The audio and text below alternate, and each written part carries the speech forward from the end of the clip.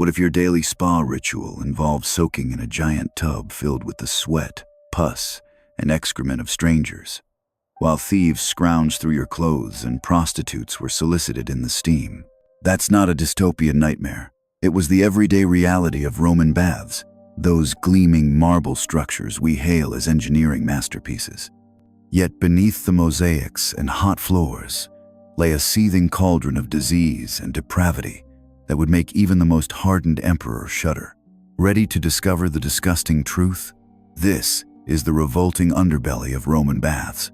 And believe me, it plunges deeper than a frigidarium pool full of forgotten chamber pot contents. We idolize Roman baths as pinnacles of civilization, those majestic complexes with intricate mosaics, heated floors, and communal harmony.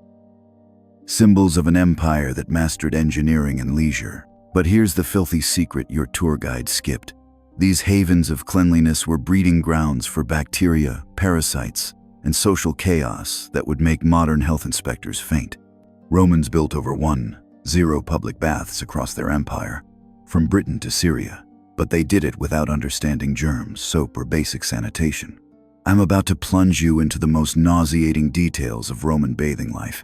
By the end, you'll know why bathwater was thicker than garum sauce, why thieves and prostitutes turned baths into dens of vice, and why even emperors emerged with more ailments than they entered with. Heads up, if you're sipping a latte, set it aside. Let's dive into the steaming heart of it all, starting with the baths themselves, an architectural triumph wrapped in a hygienic disaster. Roman baths, or thermae, were engineering wonders that could rival modern spas in scale, but they hid a nightmare of filth behind their marble facades. Imagine a massive complex like the Baths of Diocletian, spanning acres and accommodating up to 30 bathers at once, no reservations needed, just a small fee or free entry courtesy of generous emperors. You'd start in the apoditerium, the changing room, where everyone from senators to slaves stripped naked and stashed their clothes in cubbyholes, often watched over by attendants who were more interested in tips than security. No lockers, no privacy, just rows of shelves where your tunic might vanish faster than a gladiator's luck.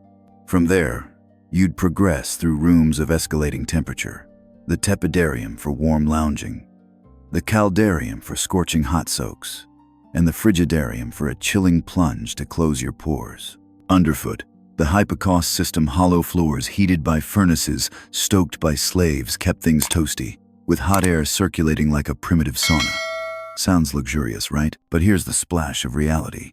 These baths were open to all, meaning the sick mingled with the healthy, the dirty with the dirtier. Historical records from Pliny the Elder describe how baths were social hubs where people discussed politics, sealed deals, and even ate snacks sold by wandering vendors. Think sausages dripping grease into the pools. Emperor Hadrian tried to enforce separate hours for men and women to curb immorality, but mixed bathing was common, leading to everything from flirtations to outright orgies in the steam. Archaeologists like Dr. Alison Mitchell from the University of Cambridge have analyzed bath sediments and found evidence of this chaos. Layers of human hair, food scraps, and even vomit embedded in the floors. But the real terror lurked in the water itself, a communal broth that turned baths into petri dishes of doom. Romans believed frequent bathing promoted health, with some visiting daily, but they had no concept of chlorination or filtration. Water came from aqueducts, fresh at first, but stagnated in massive pools with minimal drainage. In Pompeii's baths, excavations show some pools lacked proper outflows, relying on slaves to bucket out the grime sporadically. A Reddit-sourced discussion from ancient history enthusiasts cites Mary Beard's documentary, noting how water was recycled between rooms, carrying contaminants from the hottest pools to the cooler ones. Marcus Aurelius, in his Meditations, grumbled about the filthy nature of baths, calling them places of oil, sweat, dirt, and filthy water. Imagine soaking after a day at the Forum, only to realize the guy next to you has open sores from a recent flogging, seeping pus into the shared soup, and with no signs saying shower before entering. People jumped in covered in street dust, animal droppings, and whatever else clung to their sandals. Celsus, a Roman physician, warned against bathing with fresh wounds, writing that it makes the wound both wet and dirty, and then there is a tendency for gangrene to occur. Yet thousands ignored such advice, turning these oases into infection factories. Now, let's scrub deeper into the bathing ritual itself, a process that sounded refined but was soaked in revulsion. Romans didn't lather up with soap that was for barbarians. Instead, they'd slather their bodies with olive oil in the palestra, an exercise area attached to the baths, working up a sweat through wrestling or ball games. Then, armed with a curved metal tool called a strigil, they'd scrape off the oily sludge of dirt, dead skin, and sweat, often with the help of slaves. Picture it: grayish gunk flaking onto the mosaic floors or splashing back into the pools, creating a slippery scum that attendants swept up when they bothered. Seneca, the philosopher who lived above a bathhouse, vented in his letters about the grunting of men exercising, the slap of massages, and the armpit hair pluckers advertising their services with shrill cries, painting a scene of sensory assault. But it escalated to absurdity with gladiator sweat, that essence of victory bottled from the strigils of arena stars and sold as a premium aphrodisiac. Wealthy patrons paid top denarii for vials of this sweaty residue, mixing it into perfumes or even drinking it for vitality, oblivious to the bacteria brewing within. Women, desperate for that Germanic glow, sometimes rinsed their hair in fermented urine collected from public pots, believing the ammonia brightened locks, though it left them reeking like a latrine. And speaking of urine, while not directly used in bathwater, fullers sometimes processed clothes with it nearby, with the acrid fumes wafting into the complexes. Vendors hawked everything from ointments to depilatories, but hygiene took a back seat. Hair pluckers yanked out body hair with tweezers, leaving bloody follicles that dripped into the water. Food sellers cried out pitches for sausages, pastries, and wine, with crumbs and spills adding to the mix. Archaeological digs in Bath, England, reveal cursed tablets, invoking gods against thieves who stole cloaks, hinting at the chaos. One such inscription reads, "To Minerva, the goddess of Sulis, I have given the thief who has stolen my hooded cloak. He is not to buy back this gift, unless with his own blood."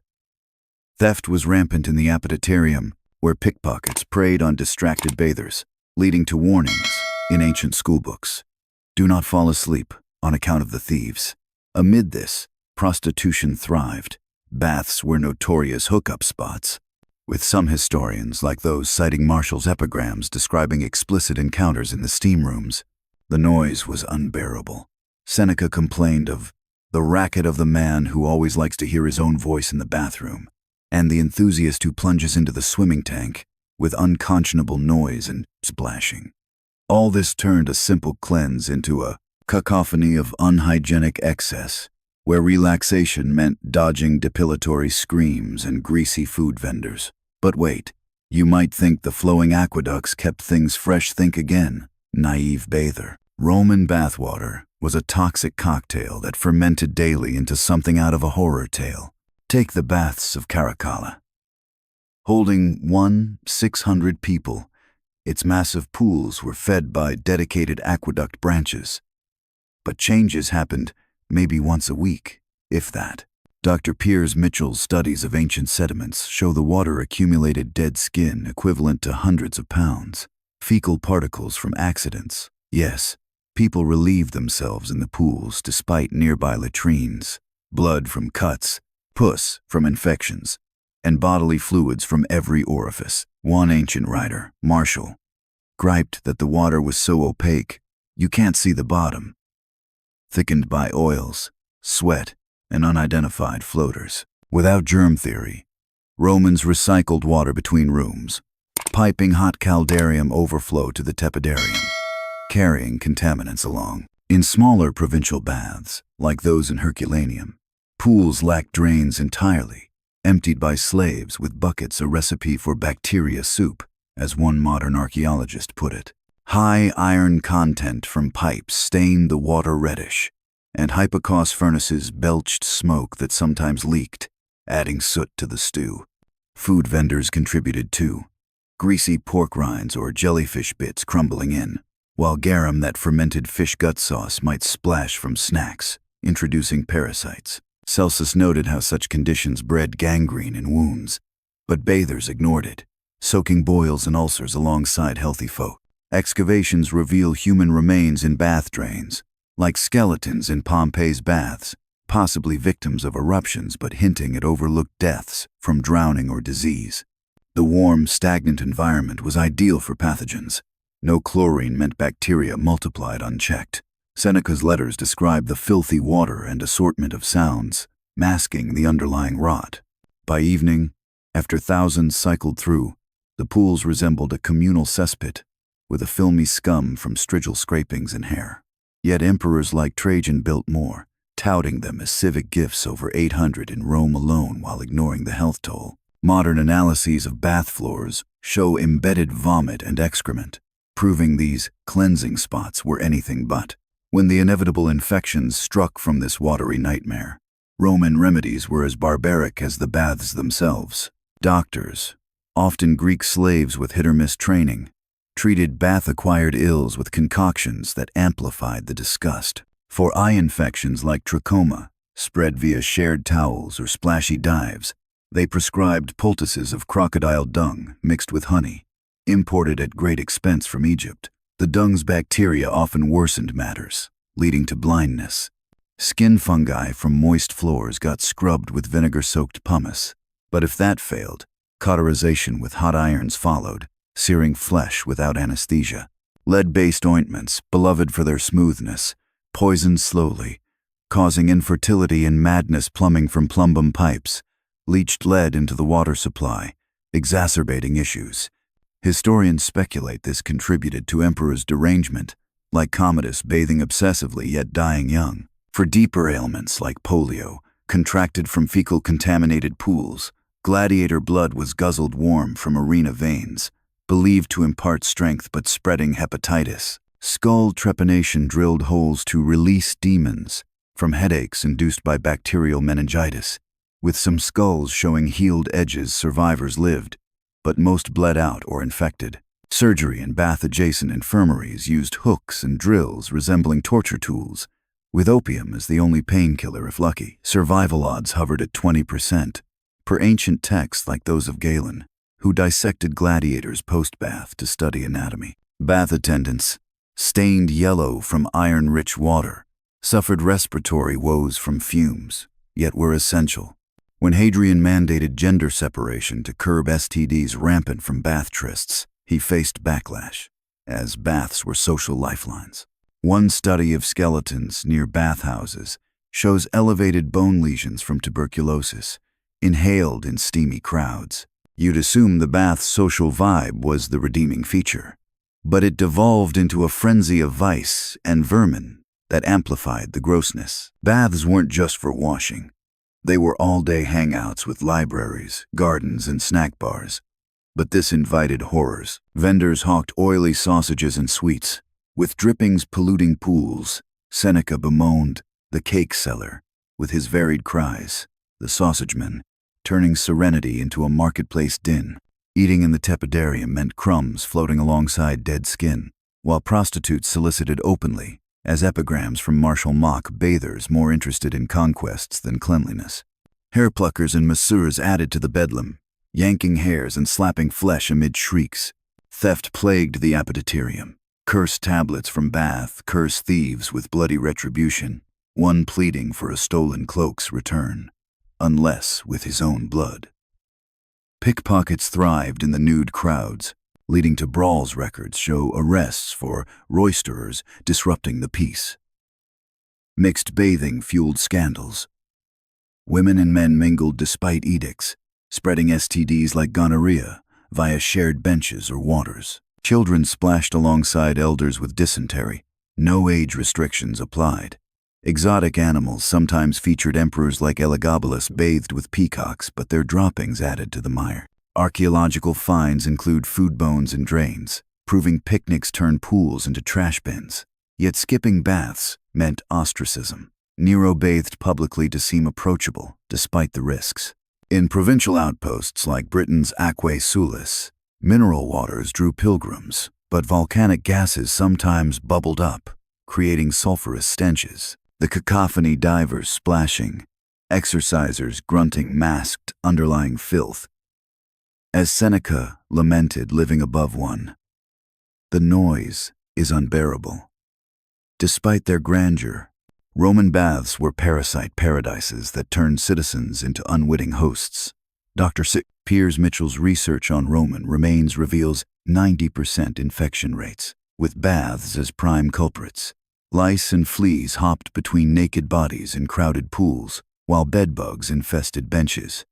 Tapeworms, possibly from garum snacks eaten bathsides, wriggled into intestines via contaminated water. Females laid thousands of eggs daily, sometimes exiting via noses during soaks. Whipworms caused bloody stools, anemia, and prolapse, thriving in fecal-tainted waters from lax hygiene. Roundworms grew foot-long in guts, fueled by human waste fertilizers that cycled back through aqueduct-irrigated crops. Amoebic dysentery killed legions, spread by accidents in undrained pools. Why the epidemic? Warm, stagnant water incubated eggs, strigil scrapings fed bacteria, and no hand-washing existed. Perfumed rinses were for scent, not sanitation. Shared tools like tweezers transmitted fungi, while sex in baths propagated venereal parasites. Skeletons near baths show higher worm burdens than rural sites, proving urban hygiene backfired. When we ponder Rome's decline, consider how baths meant as civilizational crowns became disease vectors eroding the empire from within. Plagues like the Antonine outbreak ravaged bathgoers, with crowded thermae accelerating spread.